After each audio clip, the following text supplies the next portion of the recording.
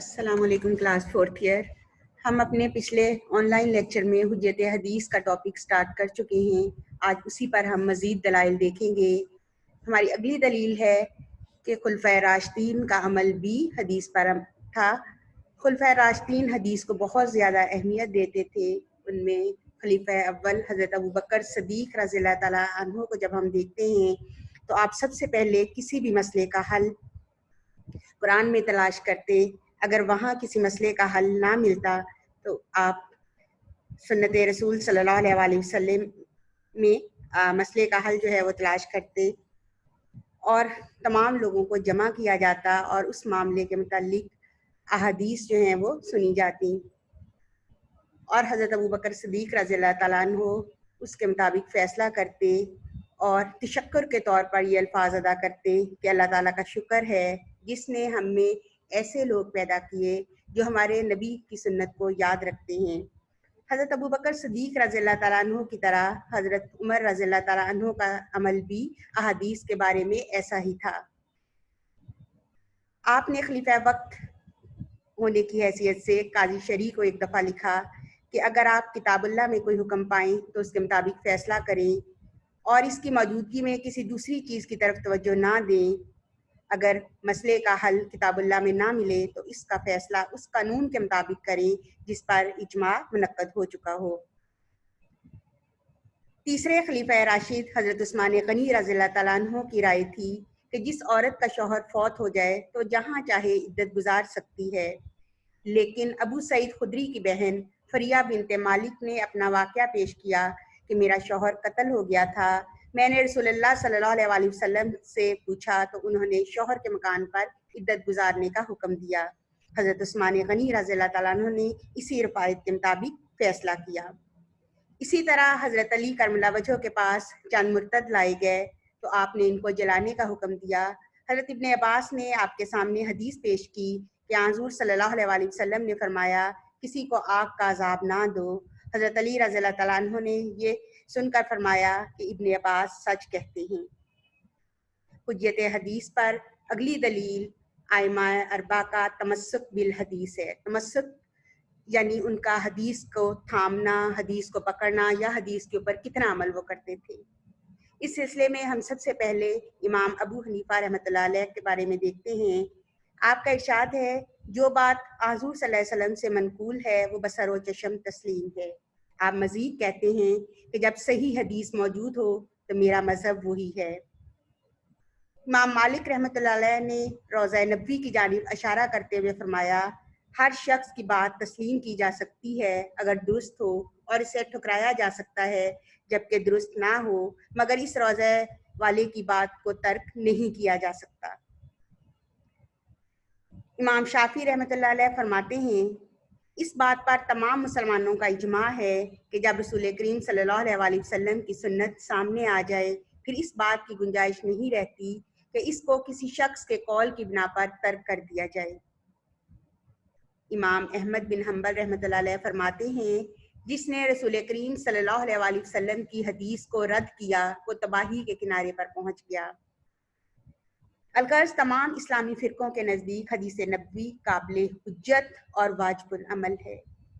हदीस के ऊपर हमारी अगली हुज्जत जो है, अगली दलील जो है वो है सबीलुल मोमिनीन का इत्तबा और अमले सहाबा। कुरान मजीद में इरशाद होता है वमन युशाक़िक़िर रसूला और जिसने मुखालफत की रसूलुल्लाह सल्लल्लाहु अलैहि वसल्लम की, वमन युशाक़िक़िर रसूला और जिसने मुखालफत की रसूलुल्लाह सल्लल्लाहु अलैहि वसल्लम की, मिन बादी इसके बाद, मा तबय्यना लहुल हुदा कि उस पर हदायत वाज़े होगी, वयत्तबी गैर सबीलिल मोमिनीन और इत्तबा किया मोमिनीन के रास्ते से हटकर किसी रास्ते का, नवल्ली ही तो हम इसे फेर देंगे, मा तवल्ला जिधर वो फिर गया, वनुस्ली ही और उसे दाखिल कर देंगे जहन्नम जहन्नम में, वसात मसीरा और वो बुरा ठिकाना है। वमन युशाक़िक़िर रसूला और जिस किसी ने मुखालफत की रसूलुल्लाह सल्लल्लाहु अलैहि वसल्लम की, मिन से यहाँ पर एक हर्फ जो है वो मिसिंग है, आप लोग यहाँ आयत में से शामिल करेंगे। मिन बादी इसके बाद, मा तबय्यना लहुल हुदा के उसके ऊपर वाज़े होगी हदायत, वयत्तबी गैर सबीलिल मोमिनीन और उसने इत्तबा की मोमिनीन के रास्ते से हटकर किसी रास्ते की, نولی ہی تو ہم اسے پھیر دیں گے، ما تولا جدھر وہ پھر گیا، ونسلی ہی جہنم اور اسے داخل کر دیں گے جہنم میں، وسعت مسیرہ اور وہ برا ٹھکانہ ہے۔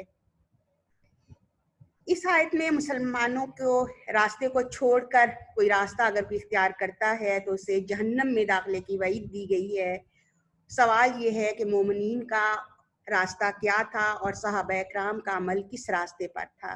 تو مومنین کا راستہ اور صحابہ اکرام کا عمل نبی کریم صلی اللہ علیہ وآلہ وسلم کی سنت کے مطابق تھا۔ حدیث کی ایک اور اہمیت مسلمانوں کے اتحاد کا ذریعہ جو ہے وہ حدیث ہے، کہ اگر حدیث کے اوپر عمل نہیں کرتے اور ہر شخص جو ہے قرآن کے متعلق اپنی مرضی سے جو ہے وہ تشریح شروع کر دے تو مسلمانوں میں اختلاف پیدا ہو جائے گا۔ تو اس طرح سے حدیث رسول صلی اللہ علیہ وآلہ وسلم مسلمانوں کے اتحاد کا ذریعہ ہے۔ حدیث کی تاریخی اہمیت بھی ہے، کیونکہ نبی کریم صلی اللہ علیہ وسلم کے عادات، آپ کے خصائل، آپ کی پسند ناپسند، ازواج مطہرات کے ساتھ آپ کا طرز عمل، آپ کا عام طرز زندگی، دوستوں اور دشمنوں کے ساتھ آپ کا رویہ، یہ سب چیزیں ہمیں حدیث کے ذریعے سے پتہ چلتی ہیں۔ اسی طرح سے حدیث کی ادبی اور ثقافتی اور معاشرتی اہمیت بھی ہے کہ حدیث نبویہ نے عربی ادب کو ایک خاص رنگ دیا اور عربی ادب کے اسلوب متعین کیے جو اس سے پہلے اس میں نہیں تھے۔ اس طرح سے عربی تہذیب و ثقافت کو پھیلانے میں حدیث نے ایک اہم کردار ادا کیا۔ الغرض حدیث رسول صلی اللہ علیہ وآلہ وسلم شریعت اسلامیہ کا ماخذ، قرآن کی تفسیر، اطاعت رسول کے اشخاص، عبادات اور احکامات کی تفصیل، عہد رسالت کے ثقافتی ورثہ کی ترجمان اور تاریخی روایات کی امین ہے۔ اسی لیے نبی کریم صلی اللہ علیہ وآلہ وسلم نے فرمایا کہ میں تم میں دو بھاری چیزیں چھوڑے جا رہا ہوں، اگر تم ان پر عمل پیرا رہو گے تو گمراہ نہیں ہوگے، یعنی کتاب اللہ اور میری سنت۔ ترکتو میں چھوڑے جا رہا ہوں فیکم تم میں ثقلینا، دو چیزیں، دو بھاری چیزیں، اور وہ دو بھاری چیزیں کیا ہیں؟ کتاب اللہ، اللہ کی کتاب، و سنتی اور میری سنت۔ حجیت حدیث کے حوالے سے آپ کچھ شارٹ کویسچن جو ہیں ان کو تیار کریں گے اور ان کی اسائنمنٹ بنا کے اپنے گروپ میں شیئر کریں گے۔ سب سے پہلا آپ کا کویسچن ہوگا حجیت حدیث پر دو دلائل دیجیے۔ دوسرا کویسچن اطاعت رسول کے بارے میں ایک آیت تحریر کریں۔ حدیث وحی خفی ہے، اس کے بارے میں آیت تحریر کریں۔ اگلا کویسچن آپ کا ہوگا حدیث قدسی کا مفہوم کیا ہے، حدیث قدسی کی تعریف بیان کریں۔ اس کے علاوہ آپ کا آخری کویسچن ہوگا سبیل المومنین اور عمل صحابہ کی مخالفت کرنے والے کا قرآن مجید میں کیا انجام بیان کیا گیا ہے، اس کے بارے میں آپ تحریر کریں گے۔ اللہ حافظ۔